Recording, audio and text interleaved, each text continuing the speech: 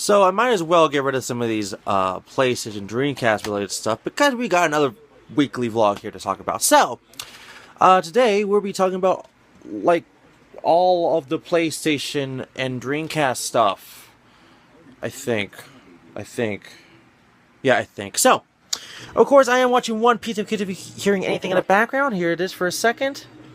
One Piece, okay. So, anyways, if you want to know, like basically where they're about to fight the government, and Frankie's there, and Nico Robin, and all that jazz. I'm not gonna say anymore. Anyway, so basically, I want to say thank you to, of course, Ricardo the Reseller Collector. That's his official title. I finally got an official title from Ricardo himself. I kind of like didn't tell him straight. I was like, hey, are you like, do you want to be called a reseller? Or like, not like exactly like that, maybe in a way, but I kind of told him, I was like, you know, like, what would people call you, you know, because you do resell. I mean, but I know you're a collector, and you know, you play games.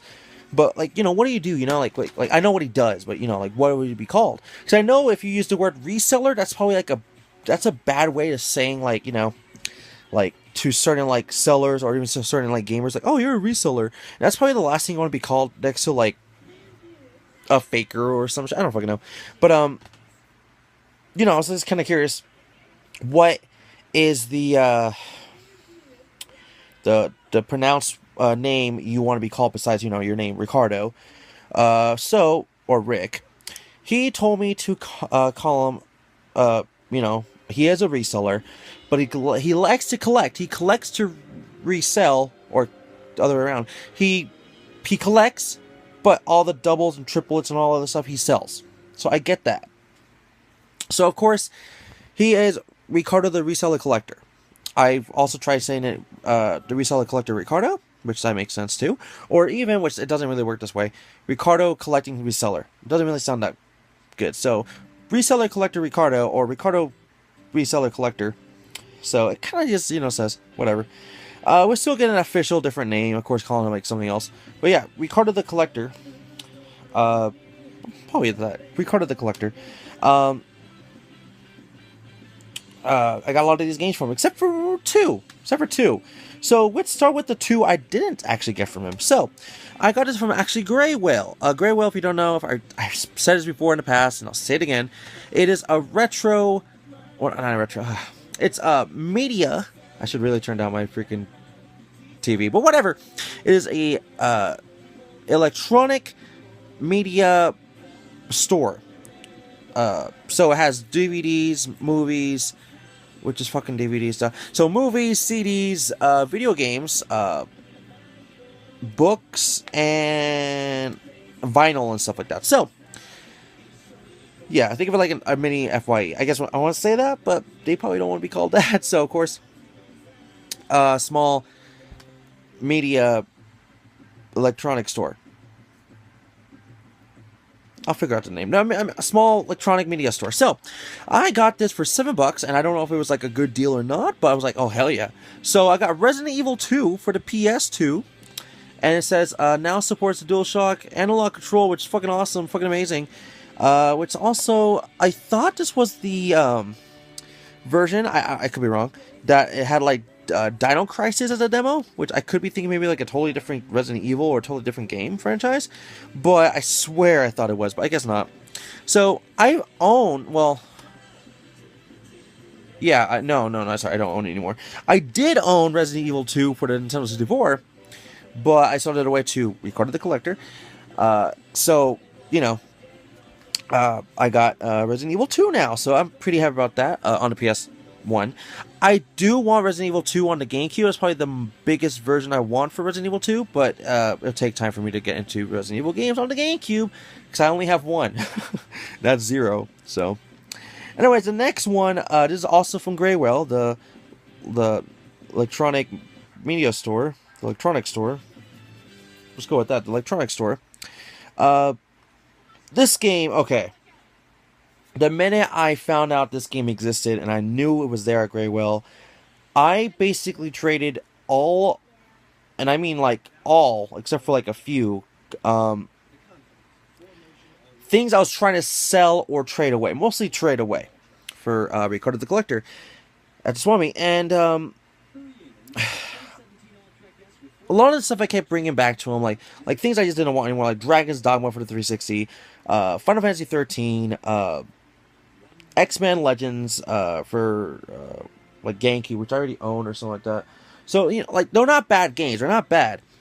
But he is a reseller as well, so he has to stay in stock with certain games, and he already owned like all the games I had.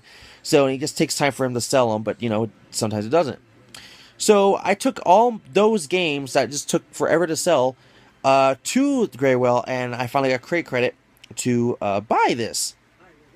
It was literally like the exact same amount, maybe like $1 off, and I bought Resident Evil 2 that same day. So I bought a very hard to find Dreamcast game, which I'm very excited to finally have, thanks to Classic Game Room for their review, because that's how I found out about it. So it is Spawn in the Demon's Hand, and yes, I did get it for $40. I am a Killer Whale member, which is basically like you're a member, like you're a member for like life or something like that. It's like GameStop's Power Rewards, Best Buy's, Gamers Unlock or whatever it's called, stuff like that. So yeah, I got Spawn in the Demon's Hand for the Dreamcast. Fucking awesome, fucking amazing, fucking great, dude. Like, I'm telling you, man, every time I'm looking into PS1, PS2, and Dreamcast, anything like that era, like in that time frame, I'm always learning something new, which I swear I thought I knew everything about it. No lie. Especially PlayStation, man. That just keeps blowing my mind of how many new things I keep learning from the damn thing. Anyways, the next three is from Ricardo the Collector. And we'll start from the best to... No. Actually, they're all good games. I just don't know. So we'll start with the one I probably was least interested, but I got it anyways. Because he was just giving me like a bro hookup, and I could not pass it up. I mean, I'll be stupid if I ever pass this up. And I was like, no, I'm not passing it up. He did have this Dungeon 2 of this game, but I said no because I want to get this first, and then I'll get Dungeon 2 later on in life. I wasn't like that, like, hyped about it, but still. Anyways, I got Chocobo Racing for the PlayStation. Chocobo Racing, I didn't even know existed till like a year or two ago, due to like top 10 underrated or unknown Final Fantasy games or something like that, or spin-off Final Fantasy games. I don't remember.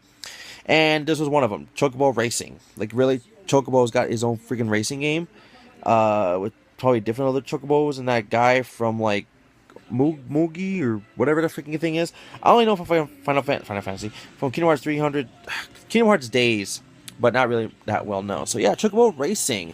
Let me read a little back of it, because I know a lot of people don't know what the hell it is. Same with us, Spawn in the Demon's Hand. Floor it or get out of the way.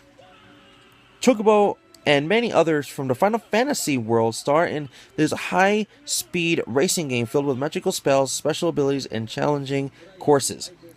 Testing out speedy new vehicles, Chocobo and Mog, that was the name, Mog, which I thought it was longer, set out to collect pieces of the legendary Blue Crystal, which they say only gathered by winning hair-raising races against their Final Fantasy friends. Oh, okay, yeah, sure. Which is racing Final Fantasy. Maybe that's why they have cards in Final Fantasy 15. Maybe they want blue crystals for all I fucking know. So it's 2 players, it's 11 blocks. Well, it's actually kind of weird. It says 1 to 11 blocks, which is weird. I don't know. So yeah, Chocobo Racing for the PS1. Back to Spawn in Demon's Hand. I forgot to read you that one. The legendary Hellbound comic anti-hero comes to life straight from the Blockbuster arcade game. This home version kicks it up a notch with even more features and modes of play. Up to 4 players can battle in death match style, battle royale mode, or choose a computer-controlled teammate to take on a team battle mode. All your favorite characters from the Spawn series are faithfully recreated in the Ultimate Deathmatch Challenge. I don't know anyone in the Spawn series. That's the problem. And if you really want me to read Resident Evil 2, sure. First, there was the disaster at the Mansion Lab. Umbrella Corp developed the T-Virus, a mutagenetic toxin for use of the biological weapons. After breaking loose, living things mutated into all sorts of decaying creatures. The case was eventually closed, but Umbrella's experience were far from over. Can you survive the horror? You have to wait and see. There's more, but I don't want to read more. Alright, the next game. So this one, I kind of had to start getting it as soon as possible. And when I knew we had it, because me and Ricardo, the collector, basically, what's the word? We keep in touch of what we're finding, what we're like, basically talking about. Hey, man, like, oh, actually, it's like today. Let me tell you about something about today. So today, I went on KSL, which is a certain Utah selling place online that you could sell stuff. So I go to the GameCube, the Nintendo section. It's not GameCube, by the way. And the first thing, no, sorry, the second thing, which is like up 48 minutes, which was a Nintendo 64 for $55 with the Legend of Zelda Majora's Mask expansion pack and Donkey Kong 64, which are the two damn games you need for the expansion pack, next to like Perfect Dark multiplayer mode or something like that. I forget. So, yeah, that's crazy. You can get for $55. That's basically $120 value. So we tell each other this stuff because we want to get the best prices for ourselves. And I try to help him out as much as possible because, of course, he's giving me bro hookups like a lot of the times. And I'm not trying to give him like shit titles to sell. I'm actually trying to give him like good titles to sell. So it's kind of a win-win situation. So, anyways, regardlessly, this game, I'm pretty actually happy to finally have. This was like always like a myth in my mind to have. I don't know why. PaRappa the Rapper. I finally got PaRappa the Rapper on the PS1. I own every single version of PaRappa the Rapper except for the PS1 digital. And as of right now, I do not own the PaRappa the Rapper PS4 digital physical remastered version that's on PlayAsia.com. I'm aware of it. Don't worry, I'm very aware of it. I own every version of remastered to everything about even a PSP version and I don't know everything, just everything North American. Okay, so yeah, PaRappa the Rapper, of course. Let's read a little bit about it. A bold new move in creativity. The original music video game. Help PaRappa rap with the best of the master rappers and straight into Sonny's heart. Guaranteed you'll be singing and dancing along with PaRappa and his pals to the most fun music mixes. Here's some things from like Entertainment Weekly and Next Generation, which I never heard of that one. Next Generation says, a creative gem. Okay. Entertainment Weekly, sounds like nothing you've played before, that's why it's so good. Okay, so yeah, that's PaRappa the Rapper. And I didn't even know it like literally only does one block of memory. That's kind of cool. So the next title here. I had to get this title. I feel like if I don't get this title, I'm super stupid to not ever get this title. I have seen at times this title before in the past. It was always like a $50 game. Which that's kind of what it goes for. I'm not going to lie, it's kind of what it goes for. At the time, and then it slowly started, price dropping a little bit by every, year. And I finally got it to a price that I felt it was very comfortable. And then plus, I think he gave me a bro hookup, of course, with all those games. And there's more. Trust me, there's more. This game, I think, is like right now, it's like a $40 game, I believe. He got it to $20. Thank you very much, once again, Ricardo. Hold on, what is that? What is that? What is that? I don't even know what the hell is that. Is that it? Yep, that's just a fucking little beanie hole. Okay, anyways. Sorry, that's gonna bother me. Also, my friend Connor, Mr. Magna Ragnarok, is his favorite RPG game ever. And I believe, I could be totally wrong, it's by Monolith Soft, I think, but right here it says it's by Square Enix. I don't fucking know. Let me read. I know Monolith Soft is from Square Enix characters, or people. I'm aware of the first game, which is right here in my hand. The next few, which is like Xenosaga, then Xenoblade. Everybody, this is Xenogears for the PS1. Xenogears. Xenogears.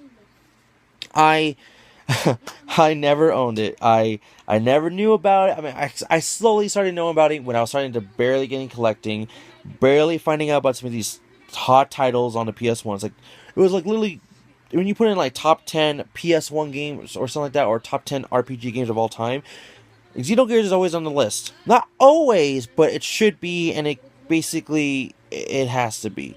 Next is like what, Final Fantasy 7 or Dragon Quest 8 or Pokemon Red and Blue. Alondra, I think, is sometimes on there. I don't know. Just Final Fantasy 6 too, but whatever. Secret of Mana, Chrono Trigger. You get the idea.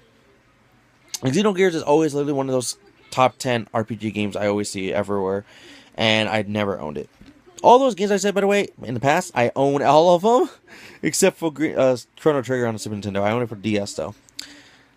Xenogears, I can't believe I finally own it. So, it is Stand Tall and Shake the Heavens. A mysterious organization is turning the tides of a century-long war and ancient technology. Giant combat robots, sorry. A failed attempt to steal one of these powerful mechanized? I don't know, I can't read. Weapons placed in its unwilling hands of young Fei and his dubious allies. Sorry, I can't even read. Ooh, hopefully I can get better at that. Now he is pursued by military governments, royal pirates, spies, and emperor, and his own forgotten past. Yeah, okay, that does sound pretty cool, actually. So it's a two-discer. If I could open it with one hand, there we go. Oh, that's what the cover art on the PSN version is, because I didn't know it was the manual. So, of course, that's going to be seriously for today. We got Xenogears for the PS1. PaRappa the Rappa on the PS1. I just had to think about how it's just said that, because I don't think I said it right. Chocobo Racing for the PS1. Resident Evil 2 for the PS1. And, of course, the only Dreamcast game I got. Spawn in the Demon's Hand for the Dreamcast. So, that's going to be it for today. Thank you for watching. Don't forget to like the video, subscribe, leave a comment below, and see us off for the next episode, or the next weekly video, whatever. I always say that. For the next exciting episode. For the next episode of weekly vlogs. I don't know. So, once again, thank you for watching. See you guys all for the next one, okay? Bye-bye.